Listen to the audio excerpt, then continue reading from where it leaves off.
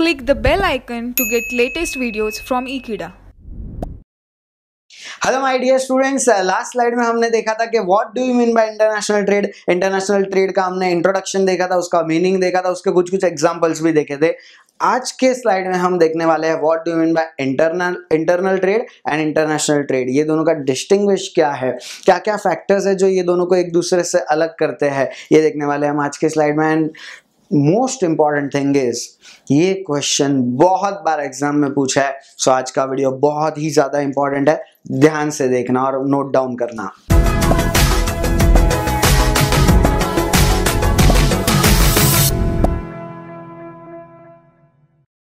Yes, so as you can see on the board on screen that there is two things, one is internal trade and one is international trade।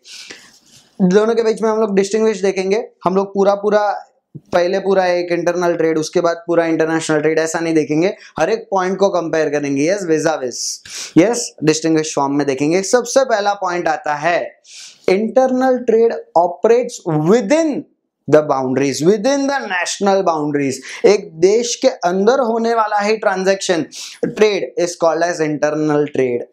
देश के अंदर ही हो रहा है ना trade, समझो मुंबई और चेन्नई के बीच में डीलिंग हो रहा है, इट इज इंटरनल ट्रेड क्योंकि it is with in the national boundaries.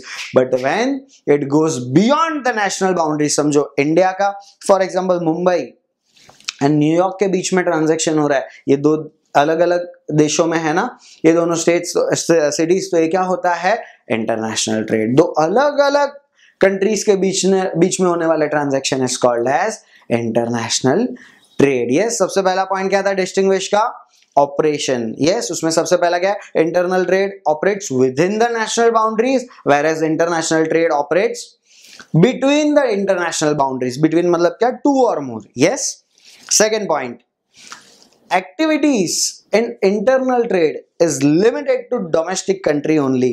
Country के अंदर ही ट्रांजैक्शन होता है, कंट्री के बाहर ट्रांजैक्शन जा ही नहीं रहा है, it is limited within the country.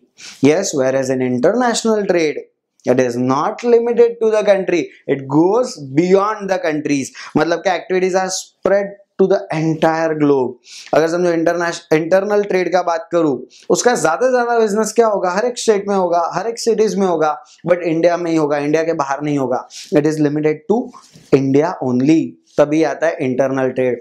International trade में क्या होता है, इंडिया में भी होगा कहीं ना कहीं, चाइना में भी होगा कहीं ना कहीं, यूएसए में भी होगा, यूके में भी होगा, हर जगह पे कहीं ना कहीं बिजनेस होगा। इसको बोलता है international trade. It is spread in the entire globe. Yes, हो सकता है एंटायर ग्लोब में हो सकता है कुछ कुछ सिलेक्टेड कंट्रीज में हो, बट यस, टू और मोर कंट्रीज से तो ज्यादा में होगा ही होगा। और जनरली एमएनसीज ऑलमोस्ट हर एक कंट्री में फैला हुआ रहता है। फॉर एग्जांपल पेप्सी बोलो, ऑलमोस्ट हर एक कंट्री में आपको देखने मिलेगा। सोनी का टीवी, सोनी का इलेक्ट्रॉनिक गैजेट्स बोलो, ऑलमोस्ट हर एक कंट्री में मिलेगा। सैमसंग का मोबाइल फोन्स बोलो, ऑलमोस्ट हर एक कंट्री में मिलेगा। तो हर एक कंट्री में उनका बिजनेस एंड ट्रेड एक्सपांडेड रहता है, अच्छे से स्प्रेड आउट हुआ रहता है। Third point is trade tariffs of different countries do not affect domestic business.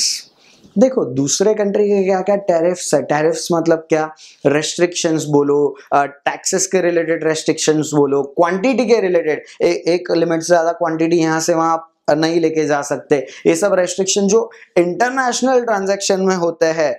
International transaction में कुछ कुछ रेस्ट्रिक्शंस होते हैं, एक क्वांटिटी से ज्यादा आप इंपोर्ट या एक्सपोर्ट नहीं कर सकते, एक क्वांटिटी से ज्यादा आप माल यहाँ वहाँ, गुड्स एंड सर्विसेज यहाँ वहाँ नहीं भेज सकते, यस, डील नहीं कर सकते। बट देखो वो सब रेगुलेशंस क्या विद इन द कंट्री वाले ट्रांजैक्शन में अफेक्ट होंगे क्या? Answer is absolutely no.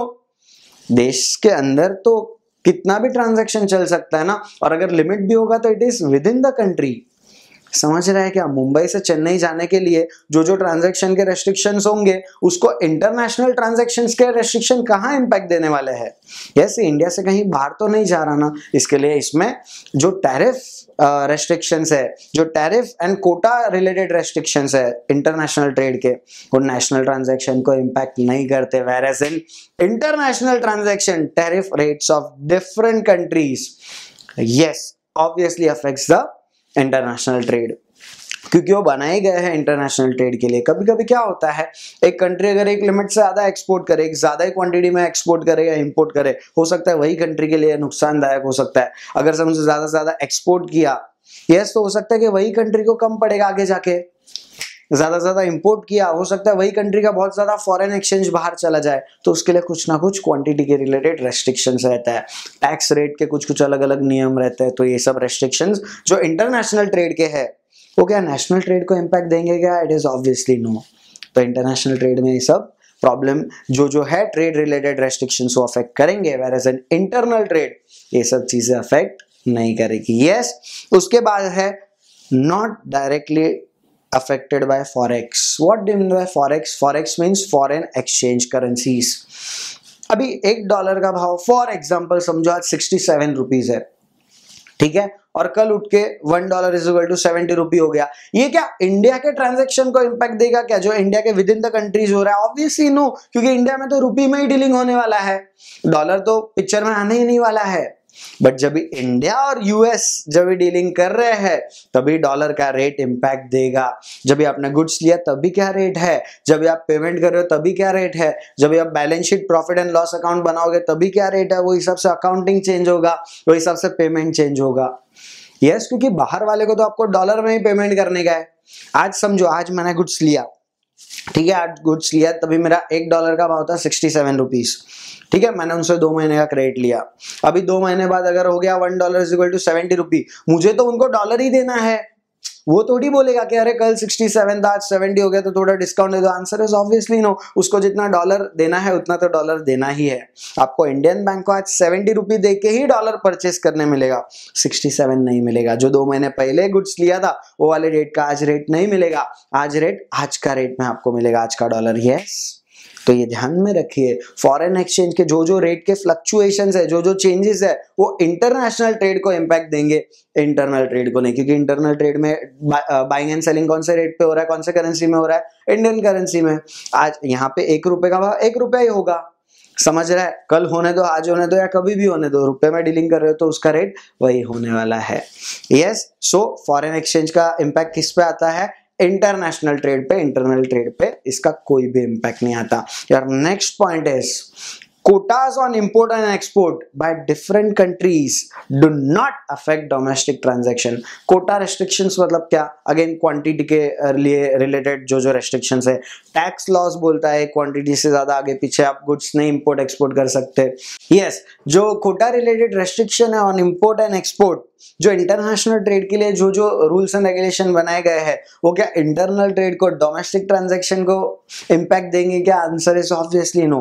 वो इंटरनेशनल ट्रांजैक्शन को जरूर से रेस्ट्रिक्शन देंगे, क्योंकि बनाए ही उनके लिए है। इंटरनेशनल ट्रांजैक्शन के लिए कोटा रिलेटेड लॉस बनाया हुआ है। Yes, so it is very clear that quotas related to import and export is affected to international transaction and not to internal transaction. Yes, next point is meets demand of domestic market and customers only. Internal trade meets demand of domestic customers only. बाहर के customers को हम goods देने ही नहीं वाले, तो उनका want satisfying कैसे करेंगे हम लोग? उनके लिए यूटिलिटी कैसे क्रिएट करेंगे? उनका डिमांड का उनका जो भी डिमांड है वो हम कैसे फुलफिल करेंगे? क्योंकि बाहर तो हम गुड्स लेके ही नहीं जा रहे कंट्री के।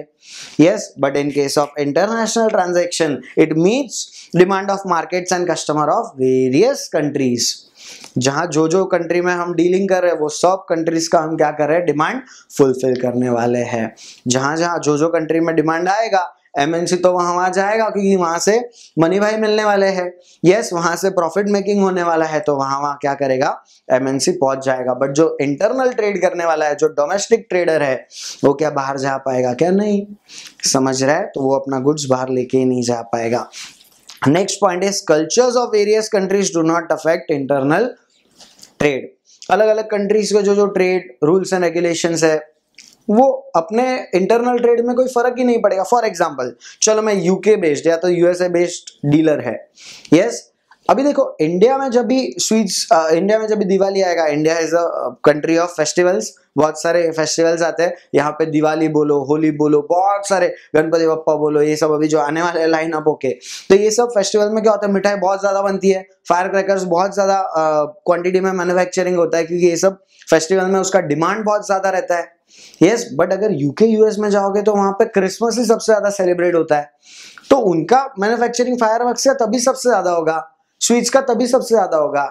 इंडिया के जैसा नहीं, इंडिया में तो हर एक फेस्टिवल में मैन्युफैक्चरिंग स्वीट्स का बहुत ही ज्यादा बढ़ जाएगा, यस, फायर क्रैकर्स का बहुत ही ज्यादा बढ़ जाएगा, बट उसका यूएसए के डीलर का इसके साथ क्या संबंध है, कोई नहीं, क्योंकि वो सिर्फ वहां पे ही डीलिंग कर रहा है, वो इंटरनेशनल ट्रांजैक्शन में इन्वॉल्व नहीं है, वो बहुत बड़े ट्रांजैक्शन में इन्वॉल्व नहीं है, वो सिर्फ उसके कंट्री तक ही सीमित है उसका ट्रेड, इसके लिए वो नहीं देखेगा कि इंडिया में कभी कभी फेस्टिवल है तो वहां पे भी बनाओ, नहीं। यस, समझा तुम लोग को? यस, जो कल्चरल इश्यूज है, जो कल्चरल डिफरेंसेस है, देखो फॉर एग्जांपल बीफ, अगर आप देखोगे तो बीफ इंडिया में बहुत ही कम बनता है, क्योंकि यहाँ पे वो कल्चर नहीं है कि बीफ बनाया जाए, बीफ के प्रोडक्ट्स बनाया जाए। मैकडोनल्ड वाला एक चीज जो बीफ वहां पे बेचता है, यूके यूएस में बेचता है, वो इंडिया में नहीं लाता।